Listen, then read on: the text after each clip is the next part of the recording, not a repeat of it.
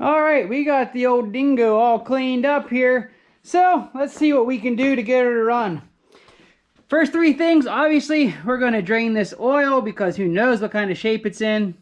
We will take our air filter off here and see how dirty it is, or clean, fingers crossed. And I'm going to go ahead and drain all this old fuel out of here, and then we will put fresh in. And hopefully our spark plug's still good. At least good enough to see if we can't get this guy to fire.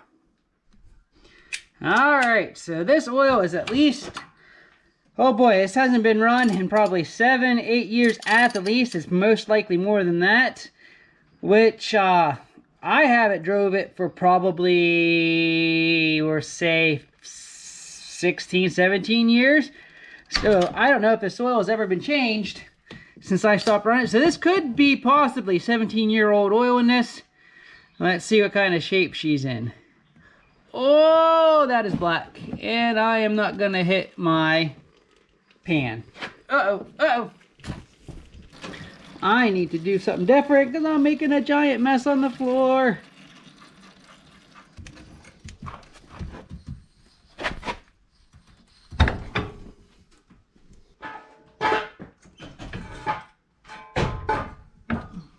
Alright, so she's up on jack stands. And I got the front up on one too, so we can kind of get her leaned back. Let's see if we'll have a little more success with changing this oil now. But she's honestly guys, yes, it's black. It's not as bad as I was fearing. Alright, let's see what our filter will look like.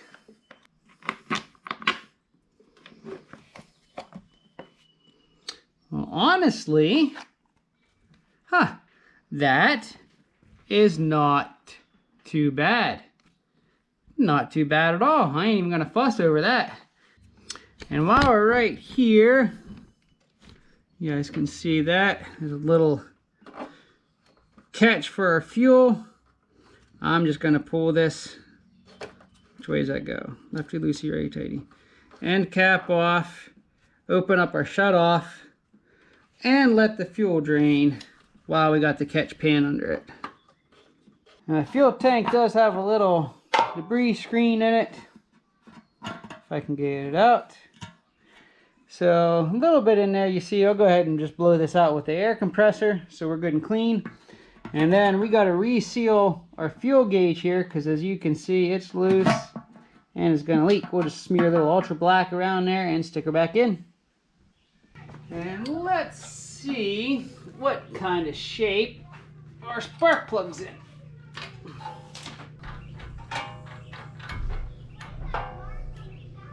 And our spark plug actually looks pretty good. So, as long as the plug itself is still good, our end is definitely still good. We'll throw that puppy back in there. Alright, she's got fresh oil in her, some fresh gas, although she is leaking a touch around the shut-off here, but we don't need to worry about that right at the moment. New battery, so she should crank on her own power, provided that still works. So let's see if we got any life in her. Oh boy, let's choke her.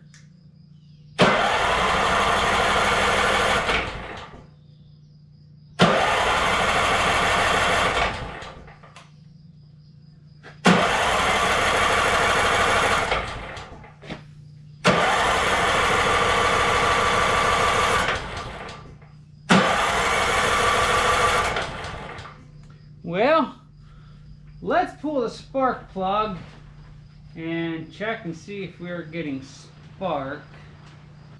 We'll take a whiff, see if it's getting fuel too.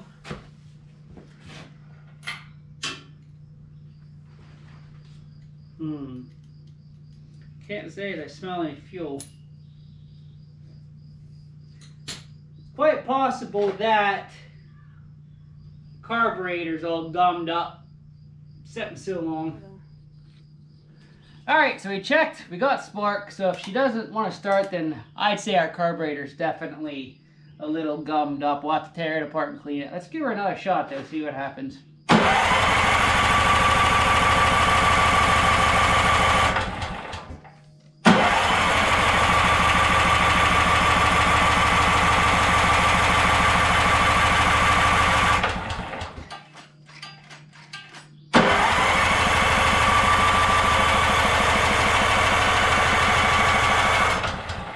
Okay, I would say our carburetor is definitely gummed up because I didn't even smell fuel when I had the spark plug out on the spark plug, and we cranked it enough we should have. So, time to tear the carburetor out, which is just behind the airbox. Not too bad.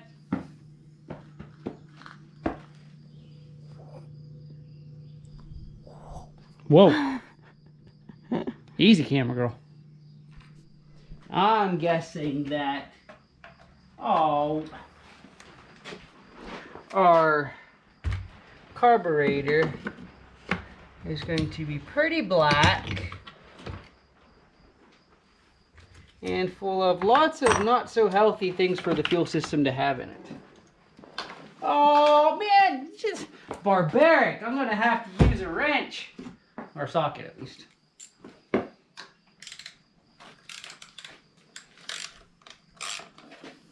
This is so much harder. Making me work by hand and not using. We are still leaking fuel. Yep, that's gas. On my nose. I thought you were gonna lick it. I actually thought about it. So. Did you really? Now, what else is this attached to? Nothing. Okay, so there's that. Now, right here is our little carburetor. And in order to get at it, what else am I going to have to tear off? Oh boy, you're going to have to tear into... You know what we could do though? Squirt a little starter fluid in there and see what happens. If she kicks over, then we're going to have to tear all that out because the carburetor is plugged. But I did have some starter fluid, a can that Dan broke the end off of. I don't know where it is. I'm so glad you're organized. Look at this place. It's very organized. I know right exactly where everything is. Uh-huh. I guess I could put my little stuff away too since we already got oil in it.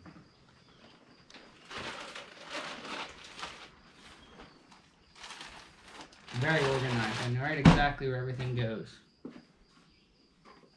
You have lots of brake fluid. Uh-huh.